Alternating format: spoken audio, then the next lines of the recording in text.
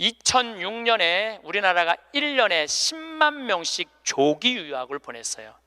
2006년에 그때 조기 유학 분부로서요. 얘네들이 딱 10년 지났어요.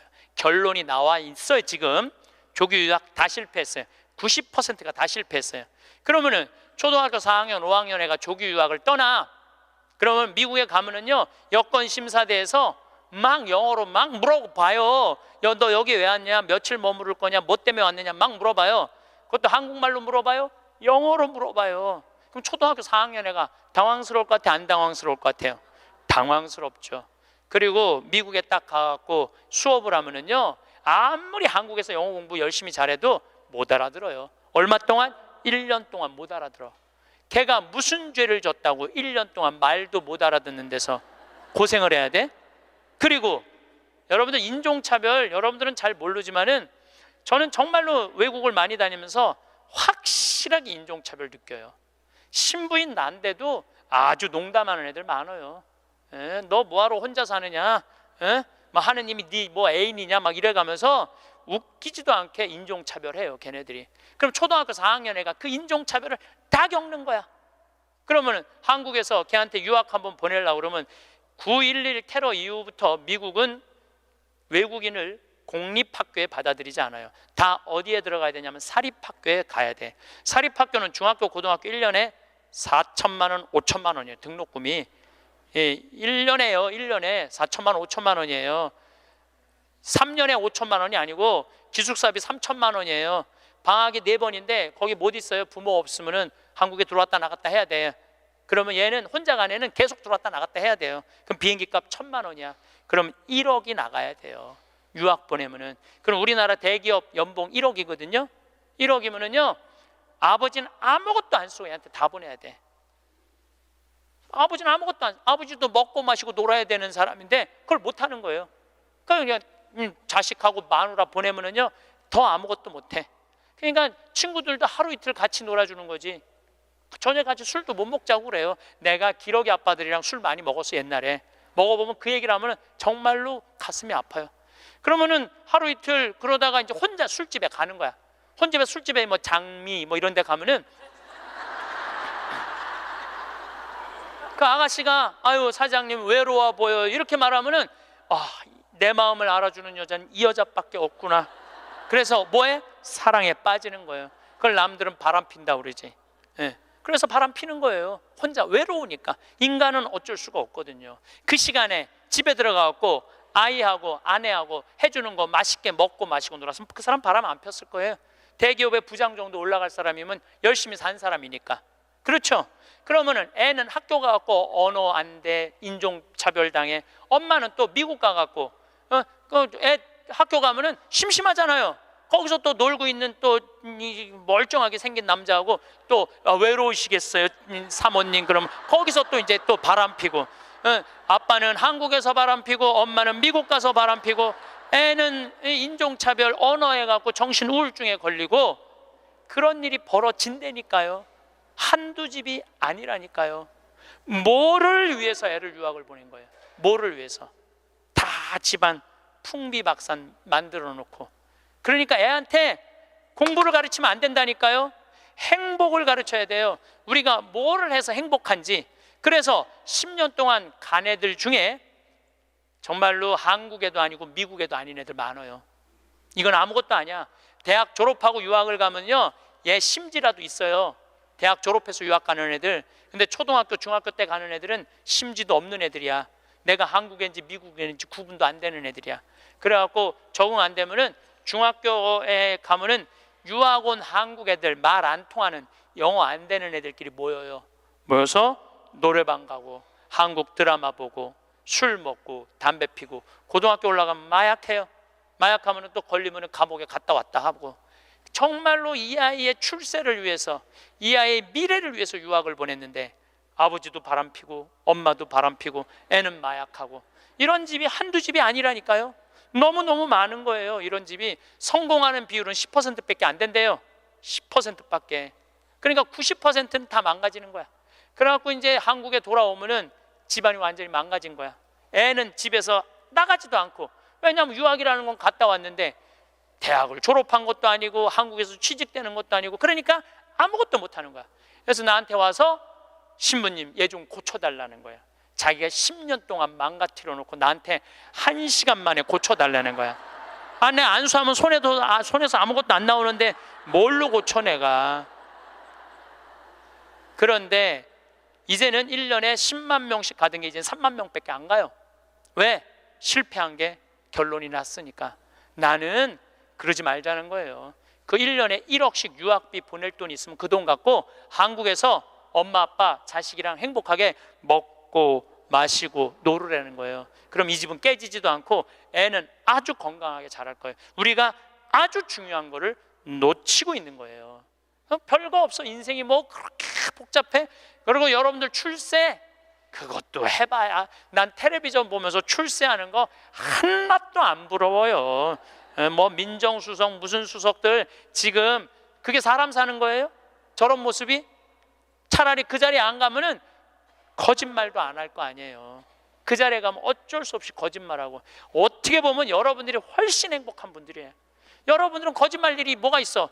누가 돈을 갖다 줘야지 안 받았다고 그러지. 누가 돈을 갖다 줘야지 안 받았다고 그러지. 참. 자, 그렇다면은 30살에서부터 60살은 행복하냐? 대한민국에. 자, 이 30살에서부터 60살은 저는 인생의 황금기라고 생각해요. 여러분들, 여행은 가슴이 떨릴 때 가야지 다리가 떨릴 때 가면 안 된다니까요. 근데 이때 가야 될 때야. 가야 될 때야. 그런데 자식 공부시킨다고, 자식 출세시킨다고 나는 안 먹고 안 마시고 안 놀아. 30년 동안 그랬어. 그럼 이 사람은 30년 동안 껍데기 인생을 산 거예요. 자기 인생 산 거 아니에요. 자식만을 위해서 살았다고. 나는 자식 하나 잘 되면은 엄마의 기쁨이라고 그러는데 그것도 옛날에 45, 46까지 살 때 얘기예요. 이제 여러분들 120살 살면은요 자식이 90이 돼버려요. 그 자식 출세하는 거 여러분들 행복하고는 아무 상관이 없어요. 70살, 80살 된 자식하고 90살, 100살 된 여러분들하고 아무 상관이 없어요. 어떤 아버지가 딸을 공부를 잘 가르쳐놨어. 서울대학을 졸업해하고 삼성에 취직을 했어. 근데 이 딸이 잘난 척하고 남자 알기를 우습게 알고 시집을 한 거고 혼자 사는 거야.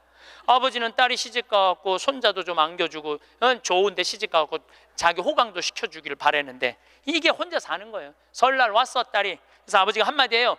너 뭐가 부족해서 시집 안 가고 혼자 살고 있느냐고. 제발 시집 좀 가라고. 네가 학벌이 부족하냐, 미모가 부족하냐, 뭐가 부족한데 시집을 안 가냐고.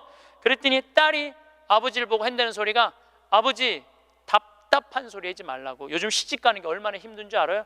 뭐가 힘들어? 넌 부족한 거 없어. 다 갈 수 있어. 그랬더니 아버지 한심한 소리 하지 말라고. 아버지 대통령도 못 간 시집을 내가 어떻게 가? 생각해보니까 대통령도 시집도 못 가고, 시집만 못 가. 요즘은 아주 그냥 처지가 아주 곤궁하게 됐잖아요. 뭐 그래 또 아버지가 질 수가 있어? 그래서 한마디 더 해요. 그래? 그렇다면은 네가 그렇게 시집 안 가고 혼자 살 거면 너도 대통령이라도 좀 해보라고. 아버지도 좀 최순실처럼 호강 좀 해보게. 그랬더니 딸이 아버지 보고 한심한 눈으로 쳐봐도 한마디 더 해요. 아버지 답답한 소리 하지 말라고. 뭐가 답답한 소리야? 아버지가 대통령을 했어야지 나도 해볼 거 아니냐고.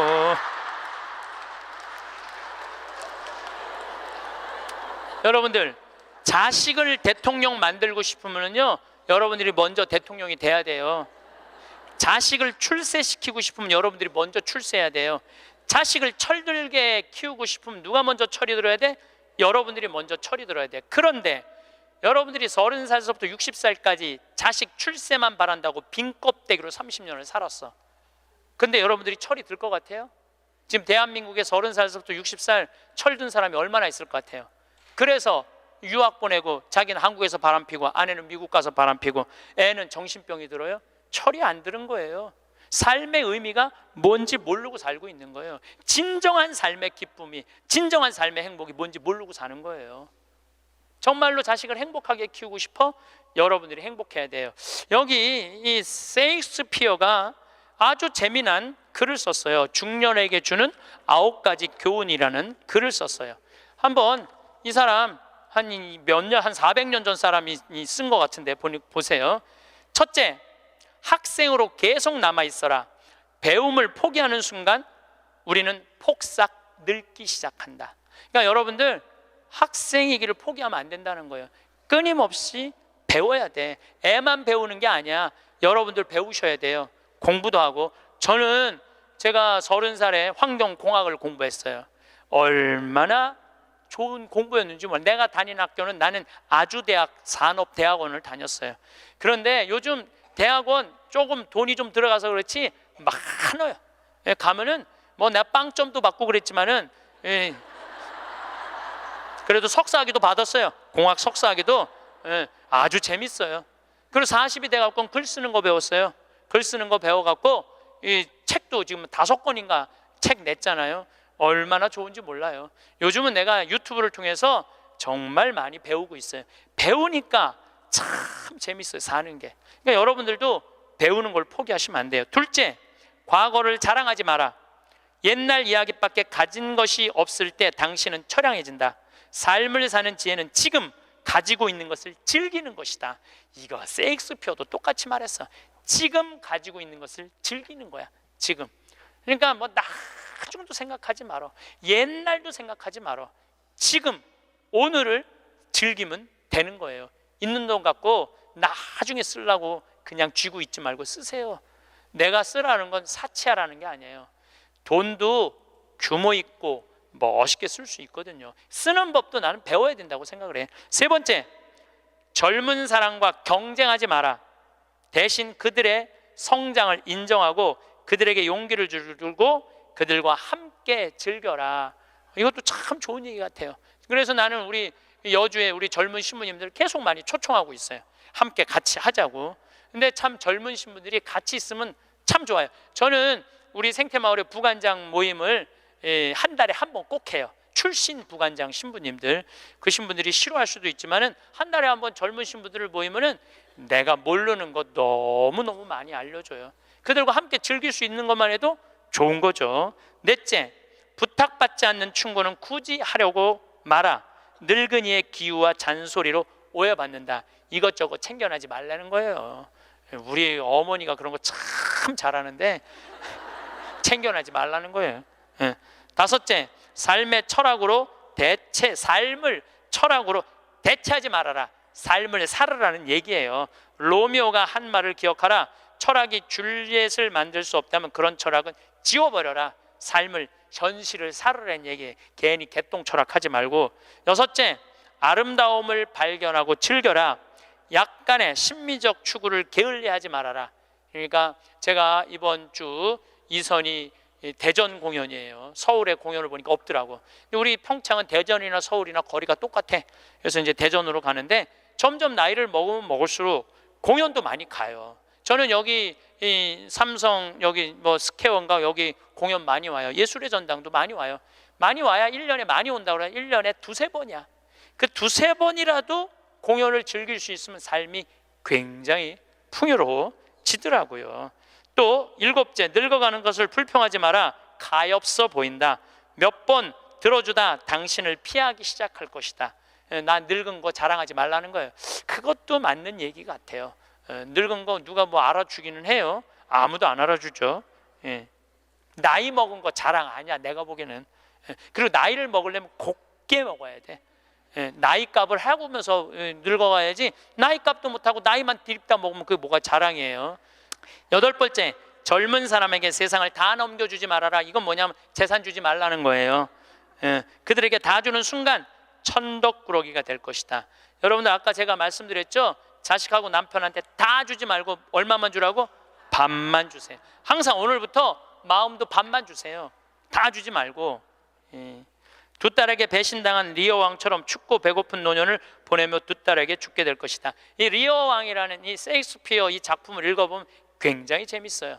딸들한테 자기 왕권을 다 넘겨줘요. 왕권 넘겨준 딸 때문에 이 사람 죽어요. 왕이 결국은. 그러니까 여러분들도 자식들한테 다 넘겨주지 마세요. 여러분들의 인생을 사세요. 아직 여러분들 한참 남아 있거든요. 9번째, 죽음에 대해 자주 말하지 마라. 죽음보다 확실한 것은 없다. 인류 역사상 어떤 예외도 없었다. 확실히 오는 것을 일부러 맞으러 갈 필요는 없다. 삶을 탐닉해라. 그때까지 삶을 먹고 마시고 즐겨라, 이 얘기예요. 먹고 마시고 즐겨라. 우리는 살기 위해 여기에 왔노라. 즐겁게 살라고 여기에 온 거란 얘기예요. 그러니까 이 30부터 60까지 여러분들은 나는 자식을 위해서 아무것도 안 한다, 이런 생각하지 말라는 거예요. 내 삶을 살아가라는 거예요. 그러면 60살서부터 120살은 행복하냐? 60살서부터 120살, 나는 자식한테 바라는 거 하나도 없어. 나는 보상 심리가 없어. 이거 다 거짓말이에요. 자식한테 왜 바라는 게 없어요? 얼마나 많이 바라는데요. 자식이 용돈 안 갖다 주고 전화 안 하고 찾아오지 않으면 섭섭하다고 얘기합니다. 여기 있는 분들 다 그렇게 얘기해요. 얘기 안 하는 분들 거의 없다고 보면 돼요. 그런데 여러분들 60살서부터 120살까지 어떻게 자식이 60년 동안 효도를 할 수가 있어요? 그게 가능하다고 얘기 들어, 그런 생각 드세요? 나는 60년 동안 효도 받아 먹을 거야. 60살서부터 120살까지. 이거는 있을 수 없는 얘기예요. 그리고 늙어서 자식이 효도하면 행복하고 자식이 효도하지 않으면 불행하고. 왜? 늙어서 행복을 자식한테 떠넘겨. 그냥 내가 행복하면 안 돼요? 왜 자식한테 그거 힘든 걸 넘겨요? 그리고 여러분들 자식들 중에 여러분들 집에 태어나고 싶어서 태어난 놈은 한 놈도 없어요. 여러분들이 좋아서 난 거지. 그러니까 뭘로 끝내야 되냐면 키운 걸로 끝내야 돼. 그런데 보상 심리가 있어요. 내 자식이 의사야. 그러면 내 주머니에 돈이 1,000만 원 있어도 이 할머니 절대 너 돈으로 가서 안 사 먹어. 뭐라고 그러냐면, 왜 내가 내 돈 주고 사 먹어? 잘난 의사 있는데. 나는 의사 아들이 와서 사줄 때까지 나는 기다릴 거야. 기다려. 1년이고 2년이고 기다려. 의사 아들이 와서 사줄 때까지. 근데 여러분들 자식이 무슨 무당이야? 막 수술하다가 엄마가 오늘 갈비 먹고 싶어 하네? 내가 가서 갈비 사줘야지. 전화해요. 엄마, 내가 막 수술하다가 생각이 나는데 엄마 오늘 갈비 먹고 싶었지? 내가 오늘 가서 사줄게 라고 전하는 자식은 대한민국에 단 한 명도 없습니다. 지금 70, 80 된 나 갈비 먹고 싶은 거 누구만 알아? 나만 알아요. 여러분들 이걸 아셔야 돼요. 여러분들은 자식 생각밖에 없지만 자식은 여러분들 생각 없어요. 그건 확실합니다. 왜냐면 이게 실험의 결과가 나왔어요. 어떤 실험을 했느냐면, 요즘은 사랑의 감정을 촬영할 수 있대요. 그래갖고 할머니들한테 젊은 자식들 사진을 보여주고 뇌파 촬영을 해보니까 막 그냥 뇌파가 난리도 아니라는 거예요. 자식 사랑의 감정, 잘된 자식은 좋아갖고 막 난리고 못된 자식은 그게 안타까워갖고 막 난리가 아니라는 거예요. 그러니까 여러분들은 지금 자식 보면은 뇌가 막 진동을 해, 사랑의 감정이. 그런데 자식한테 늙은 엄마 사진을 보여주고 뇌파 촬영을 해보니까 아무 반응이 안 일어나는데, 내가 이거 KBS에서 봐서, KBS에서 의사들이 실험하는 거를. 그러니까 여러분들은 자식 생각하는 거하고 자식이 여러분들 생각하는 거하고는 이건 차원이 달라요. 차원이 정말 생각 없어요. 저도 어머니 아버지 86, 84살이에요 그런데 내가 막 신부됐을 때, 어머니 60이었을 때 어머니가 그랬어. 늙으면 죽어야 된다고. 그때 이제 효도할 때가 됐는데 죽으면 안 되지. 그래갖고 어머니 아버지 모시고 파리, 로마, 이스라엘, 베이징, 우리나라 금강산, 백두산, 우리나라 좋다는 데 온천 다 모시고 다녔어요. 왜 모시고 다녔느냐 하면 죽는다니까. 빨리 보여줘야 될 거 아니야, 죽기 전에 5년 동안. 근데 요즘은 어머니가 늙으면 죽어야 돼 그 소리 하면 막 화가 나요. 왜 화가 나냐면 그 얘기한 지 24년이 지났어. 24년. 죽을 기미가 안 보여요. 요즘 어떻게 잘 드셔서 그런지 완전히 얼굴이 새색시 같아. 새색시. 얼마나 이쁜지 몰라. 그러니 죽겠어요? 안 죽어요. 그럼 24년을 내가 효도를 할 것 같아요? 5년 하고 끝났어요. 나도 5년 하고. 요즘은 나 강의 막 다니다 보면 한 달 동안 한 번도 생각 안 할 때 있어요. 한 번도. 근데 어머니는 아침에 일어나고 제일 먼저 나 위해서 묵주기도 20단 한대요. 하루 종일 아들 생각하는 거지. 집에 가보면 온통 내 사진이야. 그냥 온통 내 사진. 그런데 놀라운 건 우리 사제관은 어머니 아버지 사진 하나도 없어요. 하나도. 그런데 나만 그렇겠어요? 여러분들 자식들 먹고 살기 바쁜데 생각 안 해요. 그러니까 이제 내 인생의 주인공은 누구라고 생각하면 돼? 나라고 생각하면 돼. 그러니까 내가 지금 갈비 먹고 싶은 거 누구만 알아? 나만 알아. 그럼 누가 사줘야 돼? 내가 사줘야 돼. 누구 돈으로? 내 돈으로. 무슨 돈으로? 집 잡혀서 사줘야 돼요. 집 잡혀서. 그런데 우리나라 노인이 지금 700만 명이에요. 65세 이상이. 그러면은 부부가 산다고 하면 350만 세대죠. 350만 세대 중에 집 잡혀서 주택연금으로 사는 세대는 3만 5천 세대 지금. 그럼 100명 중에 1명만 연금으로 사는 거예요. 자, 나 65세 넘었다. 한번 손 들어봐. 65세 넘었다. 왜 손 안 들어? 여기 지금 다 내 눈에 보이는데 이렇게 많어. 자, 손 내리세요. 자, 이 중에 나 정말로 집 잡혀서 연금으로 생활하고 있다면 손 들어보세요. 지금 한 분, 두 분, 그러니까 제 말이 세 분, 네 분, 제 말이 맞아요. 지금 여기 한 1000여 분 있는데 거의 100명 중에 1명만 집을. 그런데 이 집 잡혀서 사는 분과 집 안 잡혀서 자식한테 물려주겠다는 분하고 삶의 질은 또 달라요. 집 잡혀서 한 달에 150만 원에서 200만 원을 받아 사는 사람들은요, 근심 걱정 하나도 없대요. 마음이 그렇게 편안하대요. 그런데 자식들 용돈 받고 집 물려줄 생각으로 용돈 받고 사는 분들은 어떤 딸은 자식이 10만 원도 갖다 주고 20만 원도 갖다 주고. 우리나라 평균 용돈이 10만 원이에요. 평균 부모님한테. 그럼 20만 원도 갖다 주고 30만 원도 갖다 줘. 근데 어떤 달은 100만 원도 갖다 줘. 100만 원도 갖다 주면 이 할머니가 그 돈을 못 써요. 왜 못 쓰는 줄 아세요? 다음 달에 얼마를 갖다 줄 줄 알고 이거 홀딱 닦았어. 그냥 계속 불안하게 사는 거야. 계속. 그럼 늘 불만 속에서 사는 거야. 내 인생의 주인공은 난데 남한테 계속 기대고 사는 거예요. 그러시지 마세요. 내 강의를 듣고 정말로 당신 스스로 갈비를 사 먹으러 간 할머니들이 나한테 편지 많이 해요. 또 찾아도 많이 와요. 신부님 말대로 내 돈으로 사 먹어보니까 인생이 바뀌더래요. 어떻게 바뀌느냐면 더 이상 자식 기다리지 않게 되더래요. 그리고 더 이상 원망하지 않게 되더래요. 더 이상 섭섭한 거 없더래요. 그냥 내 돈 갖고 내가 사 먹으면 되지. 대신 너는 나한테 재산 끝이야. 이렇게 딱 정리가 되고 나니까 너무 편안하더래요. 그리고 남은 인생은 내가 책임질 수 있겠다라는 자신감이 생기더래요. 그래서 너무 감사하다고. 너무너무 감사하다고. 아니, 그 할머니 중에 내 강의에 딱 맞는 할머니 한 분 오셨어. 여기 여의도에 사는 분인데 개신교 다니는 분이야. 순복음교회 다닌대요. 빌딩이 3개가 있대. 우리 집에 왔는데 뭐 하여튼 에쿠스 뭐 900인가 뭐 리무진인가를 타고 왔는데 어마어마하게 좋은 차를 타고 왔어요. 예, 에쿠스가 아니라 제너시스. 기사를 대갖고 왔어. 근데 그러는 거예요. 신부님, 내가 40에 혼자 돼갖고 아들 셋을 키웠다는 거. 신부님 말대로 의사, 교수, 사장이라는 거예요. 근데 2년 전까지는 내가 너희들 그렇게 키웠는데 왜 나 한번 안 찾아오느냐, 맨날 원망했대요. 근데 어느 날 갑자기 내가 그러더래요. 늙어서 갈비 먹고 싶으면 지 돈으로 사 먹으라고. 왜 자식을 기다리느냐고. 근데 자기 돈으로 사 먹어보니까 더 이상 안 기다려지더래요. 섭섭한 거 없더래요. 그리고 사는 게 너무너무 즐겁더래. 내 자식하고의 이런 관계를 끊고 내 삶을 살다가 보니까 걸리는 게 하나도 없대. 그러니까 여러분들도 그렇게 사셔야 돼요. 언제까지 자식하고 엉겨서 그걸 살 수 있다고 생각하세요? 그냥 내 인생의 주인공은 나야. 내가 알아서 살아야 돼. 그래서 여러분들, 여러분들의 인생을 꼭 사시기를 바랍니다. 성부와 성자와 성령의 이름으로 아멘. 행복합니다. 마지막 돌아갈 곳이 어딘지 분명히 알고 있는 사람. 돌아갈 곳이 어딘지 알아 그 길을 닦으며 사는 사람. 먼 여정에도 가지고 갈 것이라고는 남에게 베푼 것뿐인 사람.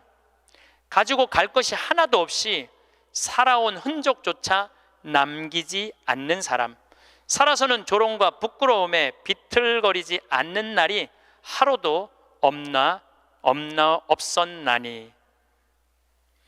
영광이 성부와 성자와 성령께. 성부와 성자와 성령의 이름으로 아멘. 감사합니다.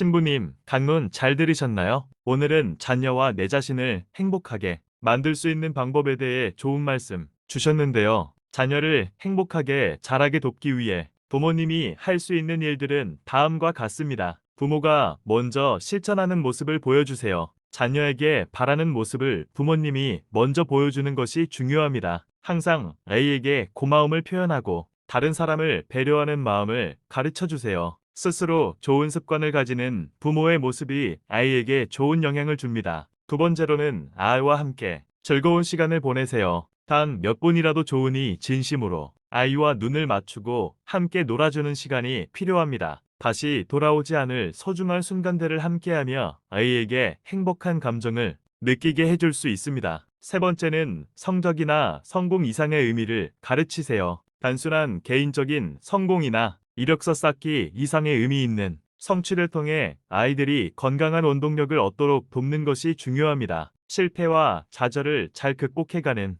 과정 자체도 성장의 과정으로 간주할 때 최종적으로 닿을 수 있는 성공의 지점이 달라질 수 있습니다. 네 번째는 아이의 다양한 감정을 인정하고 내면의 힘을 길러주세요. 부모가 아이의 행복한 감정만을 선택해서 줄 수는 없습니다. 아이가 겪는 다양한 감정들을 자연스럽게 받아들이고 실패나 좌절 속에서 스스로 극복하며 내면의 힘을 기를 수 있도록 돕는 것이 필요합니다. 끝으로 부모 스스로 행복한 모습을 보여주세요. 부모가 행복해야 자녀도 행복하다는 이야기가 있습니다. 부모가 함께 양육하며 행복을 나누거나 부모 스스로의 정신적 웰빙을 챙기는 것도 아이의 행복에 긍정적인 영향을 미칩니다. 이처럼 자녀의 행복을 위해 부모님은 단순히 물질적인 지원이나 학업적인 성공만을 바라기보다는 아이와 정서적으로 연결되고 삶의 긍정적인 가치를 가르치며 아이 스스로 내면의 힘을 기를 수 있도록 돕는 역할을 하는 것이 중요합니다.